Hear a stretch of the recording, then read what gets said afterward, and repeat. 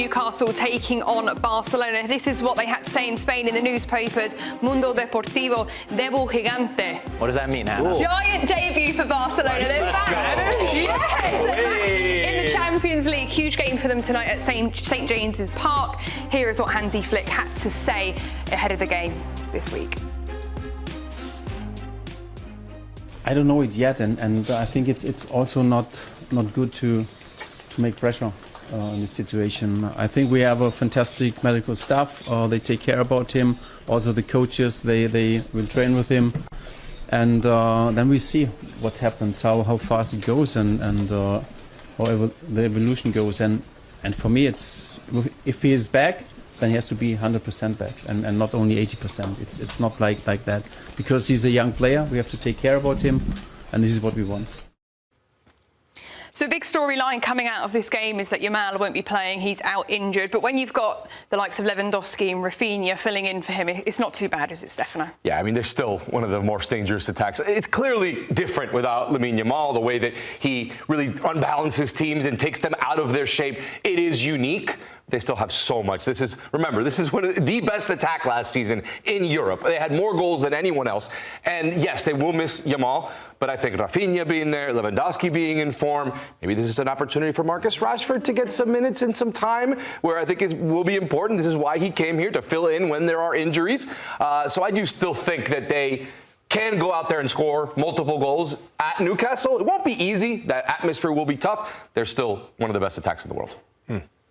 Yeah, look, I said it yesterday in terms of the depth of quality that Barcelona have. This is a great opportunity. If you've never seen Fermin Lopez play football, this is a chance to watch him play. And the battle of that number 10 position of, is it going to be Dani Olmo or Fermin? Watching the Valencia match, and you got to cover it for Scoreline. I know you watch Barcelona a ton. This kid is a baller. And I think, should the game open up, Newcastle get it wrong on the counterattack, going the other way on the counter-pressing for Barcelona, this is a game made for likes of Fermin Lopez.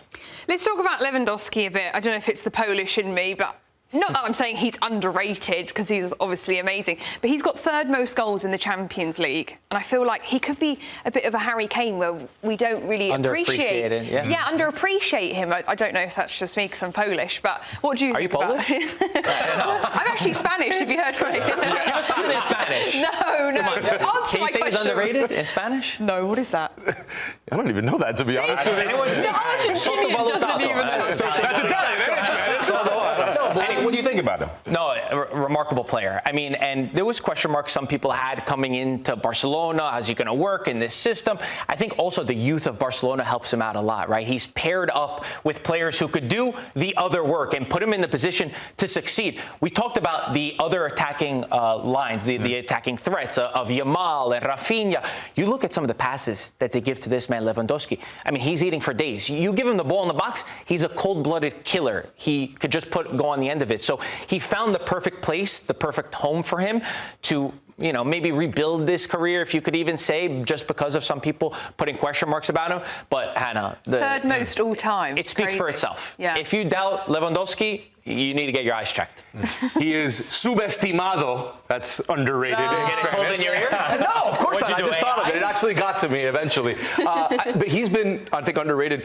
Remember the COVID year where he should have won Ballon d'Or? Yeah. I'm still on a mountain screaming that he lost everything for the Ballon d'Or. We'll save it for another segment. Depending on who wins, you might lose. Yeah, but I mean, him being underrated, I think started even back then, where he didn't get that Ballon d'Or when he absolutely deserved it. And obviously it was a COVID year, and there was a lot of situations that prevented that. But since then, it's been, this number, third most all times in the Champions League. That's insane. That's a crazy number where we need to really give him his flowers. He's one of the best strikers of this generation. For Poland, too. Yeah, and Hannah's from Poland. I don't know. Going back to last season, though, the significance of Robert Lewandowski, the timing of his injury against Inter, if he's healthy for that match, as great as Inter played. Nah, that's not why they lost. If he's healthy for that match. No. They lost because they're trying to attack when they're up in the 92nd minute. If he's healthy for that match, it gives Barcelona an added edge. The guy's a legend. Lewandowski doesn't play defense. They gave up 4 goals. They gave up like what, 8 goals in that tie? He missed a couple of chances in the box in that game, unhealthy. Just saying. Fair enough. It's always funny to me when Americans say Lewandowski. It's Lewandowski.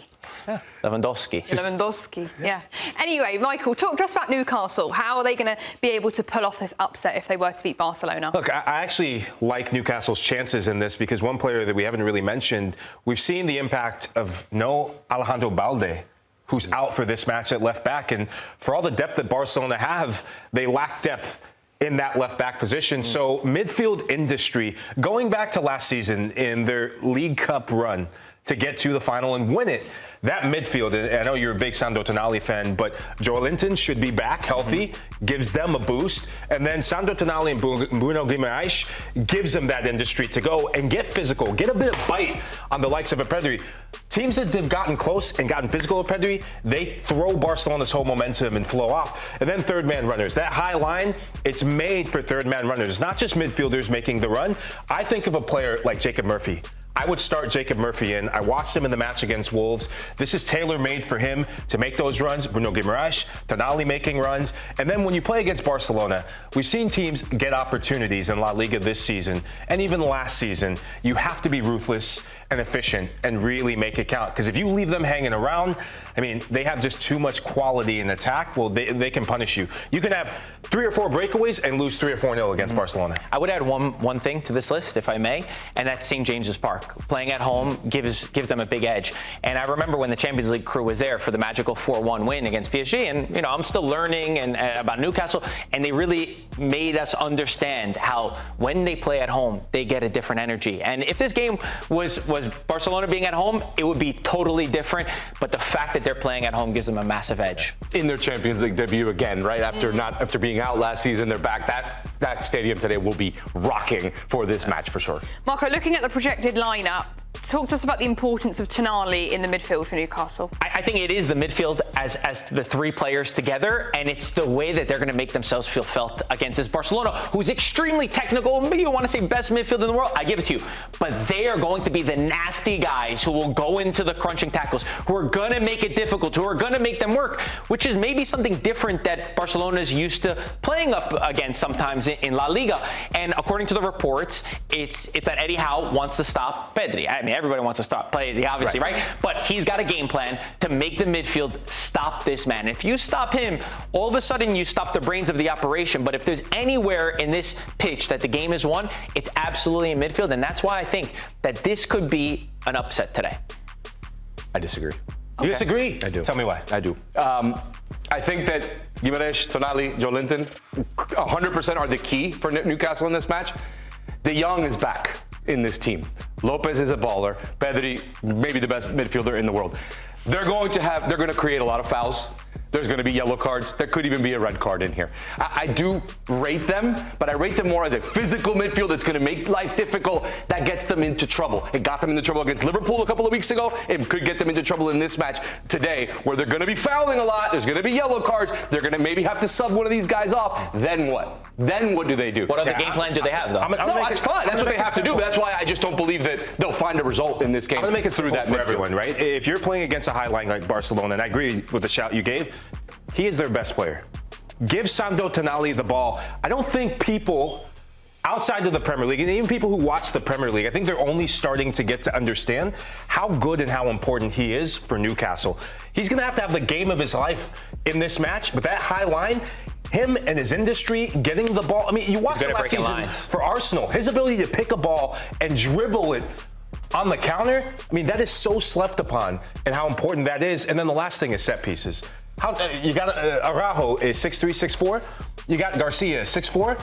Newcastle's back line is massive. The big boys, the center backs, lob it up, alley-oop, goal. So it's going to be a lot more even, in my opinion, than I think the eye test says. Michael, Woltemade has a huge opportunity to endear himself to these Newcastle fans tonight, doesn't he? Yeah, he's going to be so significant. We talked about how Harry Kane dropping back in between the lines. Nick Woltemade is 6'6", but he wants to play with the ball at his feet. They call him Nick Woltemessi in Germany, right? But he wants to play the ball at his feet. And when you talk about the high line in Barcelona, pressing, he drops here. Tonali plays the ball back.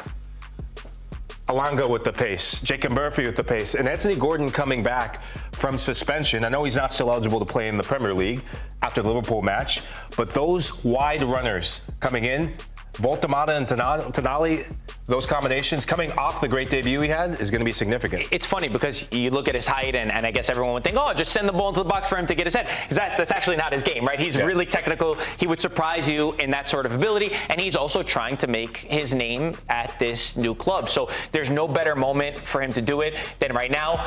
Right as I say that he's not great with his head, he scores a header. He typically doesn't score with his head. Yeah, it's something interesting, but that also shows you how there's different ways to win, and Newcastle can pose that threat. So I know, Stefano, you feel confident, but let's see. I think there's goals in the game. I just think Barcelona is the better side, and I don't rate Guimaraes and Joelinton as much as you guys are. Tonali, I think, is a fantastic player in the middle of the park for them. I just don't rate Guimaraes and Joelinton as far as just not beat. They're just going to be physical with Barcelona. I don't think that's the way to beat them. Expect a text later today if it Sure. doesn't go your way. I'll be waiting. Okay, everyone, let's welcome in Buckets, who is in the studio this week. Let's give our quick predictions. Marco, I'll come to you first. What do you think the game will end up being?